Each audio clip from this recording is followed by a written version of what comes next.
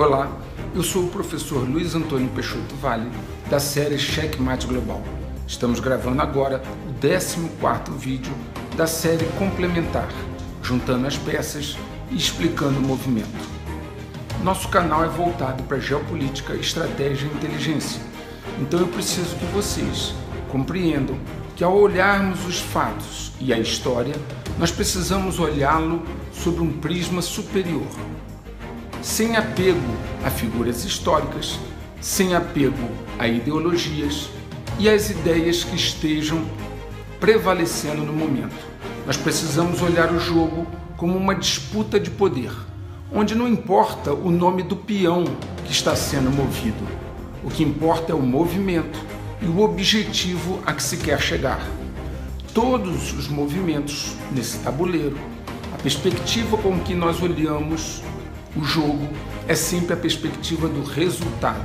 O que importa é como chegar ao checkmate. É como eles montam sua estratégia para chegar ao checkmate. Não importa o nome do peão, não importa a peça, importa o movimento, importa o resultado.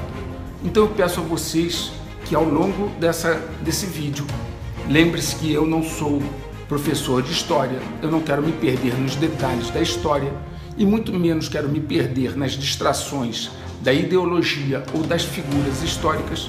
Vejam o que eu vou falar de um ponto de vista estratégico, de conquista de poder, de movimento, de dominação e de controle. Muito bem, precisamos entender o que é poder. Só existe na história da humanidade um poder, é o poder armado.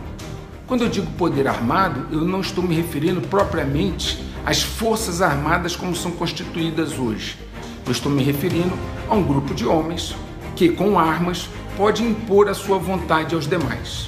Assim sempre foi na história da humanidade, desde as guerras no Egito, desde as guerras helênicas, desde as guerras de Roma, sempre o poder armado é quem impõe a sua vontade. E os demais poderes que constituem uma nação são concessão do poder armado. Nunca houve uma revolução, nunca houve uma modificação contrária a um poder armado que estivesse presente, forte e operacional. O poder armado, seja ele se formando na forma de uma milícia, de uma guerrilha, de um exército constituído, ele é capaz de impor a sua vontade. E os demais poderes, por exemplo, da República, são apenas uma concessão do poder armado. Se vocês lerem a história da humanidade, vocês verão que essa é a verdade subjacente por todos os movimentos. Muito bem, nesse jogo, qual é a importância do Brasil? A importância do Brasil é porque ele tem um território gigantesco, continental, e tem muitas riquezas naturais. Não seria lógico aqueles que controlam o jogo deixarem tamanha riqueza simplesmente solta, podendo definir seus próprios destinos. Não seria lógico, não seria natural que eles ignorassem o Brasil com seu enorme potencial. Então, naturalmente, o Brasil, enquanto também aquele conceito de zona de retaguarda, sempre foi uma região onde os dominadores globais traçaram estratégias de contenção, limitação e controle. E foi assim ao longo de toda a história do nosso país. A mão sempre usou alguma faca para fazer prevalecer as suas intenções e o seu objetivo. Eu vou destacar aqui 3 momentos históricos onde o Brasil teve um momento em que ele se reafirmou, em que ele tentou assumir o seu próprio destino. Vamos começar com o segundo reinado, o reinado de Pedro II. Naquela época, o Brasil tinha liberdade de imprensa, a imprensa tinha liberdade para criticar inclusive o próprio imperador. A cultura avançava, o sistema de governo era parlamentarista, o presidente do Conselho de Ministros é quem exercia o poder executivo. O país crescia economicamente a olhos vistos, uma marinha mercante pujante, a urbanização das cidades, a implantação de telégrafos e aparelhos telefônicos de uma forma vanguardista, e o império crescia, fixava suas fronteiras e se tornava um país relevante ao sul do Equador. Naturalmente, isso não era algo que a mão desejava. Com a implantação das linhas de ferro dos trens, estudem um pouco sobre Barão de Mauá, implantação de um banco nacional, a mão se sentiu ameaçada. Então, como aquela estratégia daquele morador que está na rua, ela começou a introduzir ideias republicanas, ideias que, em princípio, parecem super simpáticas. Todavia, o objetivo sempre foi, quando você quer destruir um país, fazer aquilo que eu ensinei naquele vídeo, como introduzir ideias e como sabotar o morador da casa.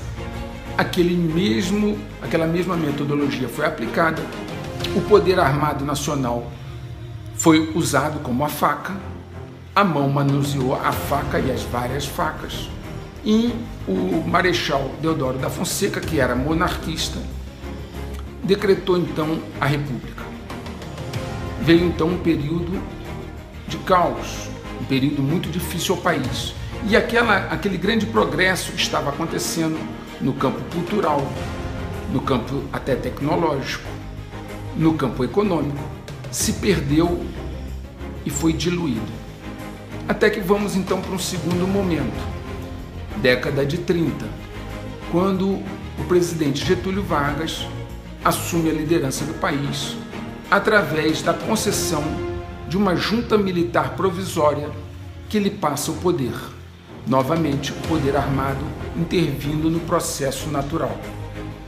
Vem então a década de 30, e de 30 até meados da década de 50, o país experimenta novamente um período de transformações positivas. Sua economia cresce, a Revolução Industrial, a Companhia Siderúrgica Nacional, o nacionalismo, o patriotismo, o petróleo é nosso, e há um período de otimismo e crescimento do país, até mesmo com a implantação das leis trabalhistas. Novamente, há aí uma intervenção da mão, o poder armado pressiona, através do Marechal Góes Monteiro, o presidente Getúlio Vargas, e esse período é concluído, o período getulista, com o suicídio do presidente. Novamente, o país entra num período turbulento, difícil, com pequenos hiatos de desenvolvimento, mas antes de tudo é importante ressaltar a internacionalização da indústria. Nesse período, houve a internacionalização da economia brasileira e aí o capital internacional consegue impor ao Brasil algumas modalidades que não eram do interesse nacional. Por exemplo, se implanta um modal rodoviário em detrimento do modal ferroviário, que seria muito mais adequado a um país continental como o Brasil. O Brasil, então, passa por um período turbulento que deságua, então, meados da década de 60, numa nova intervenção do poder armado, criando, então, um período que é considerado o regime militar. Todavia, entra-se, então, numa nova fase, novamente, de autoafirmação, final da década de 60 até o início da década de 80, onde o país, novamente, tem um impulso econômico, com um milagre econômico, o desenvolvimento da indústria e, antes de tudo, o desenvolvimento de programas estratégicos, como o programa nuclear. A toda a infraestrutura, rodovias hidrelétricas são desenvolvidas e o país começa, então, a se autoafirmar. Esses três períodos são períodos de razoável estabilidade política e de desenvolvimento econômico. Naturalmente, isso incomodou novamente a mão. No início da década de 80, o Brasil, já no final da década de 70, o Brasil estava entre as 8 maiores economias do mundo. China e Índia, que hoje são tão faladas, naquela época não tinham a expressão econômica do Brasil. e o Brasil caminhava rapidamente em programas estratégicos como o programa nuclear. Novamente, a mão se sente incomodada e percebe que é a hora de intervir neste processo. Ocorre então um evento chamado Guerra das Malvinas, em 1982, quando então os dominadores globais olham para baixo do Equador, ao sul do Equador, e percebem que estava na hora de fazer uma nova intervenção.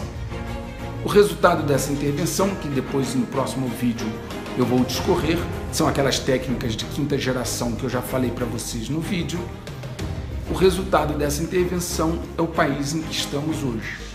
Um país dividido, um país disfuncional, um país onde os poderes não respeitam o limite um dos outros, um país que está sendo desindustrializado barbaramente, a ponto de, em 2018, a indústria de transformação ter decaído a sua participação no PIB para 11,3%, ou seja, a nossa indústria de transformação recuou para o tempo de 1947. Além de ter sido desnacionalizada a nossa indústria, ela agora o país está sendo desindustrializado. Claro que muitas pessoas dizem que o agronegócio é bom, e é importante ter o agronegócio, mas voltar a ser um país agrário não é, do ponto de vista estratégico, interessante. O país deveria ter uma forte base do agronegócio, uma forte base industrial e uma forte base tecnológica. Nosso país hoje está sendo desindustrializado, não tem reservas internacionais com lastro em ouro, está dividido, disfuncional, radicalizado, e esse foi o resultado dessa estratégia que se iniciou em 1982. No próximo vídeo eu vou falar desse terceiro período, como ele foi sabotado e como nós chegamos a essa situação. Mas novamente eu peço a vocês para não se preocuparem com ideologias, com ismos e nem com figuras históricas. Percebam a disputa do poder e vocês vão compreender como nós chegamos a essa situação atual, extremamente desfavorável aos interesses nacionais. Na terceira parte, nesse terceiro evento da década de 60, o poder armado é quem teve que ceder o poder, pressionado por uma outra situação. E isso eu vou explicar no próximo vídeo. Um grande abraço a vocês, se inscrevam no canal e vamos em frente. Muito obrigado.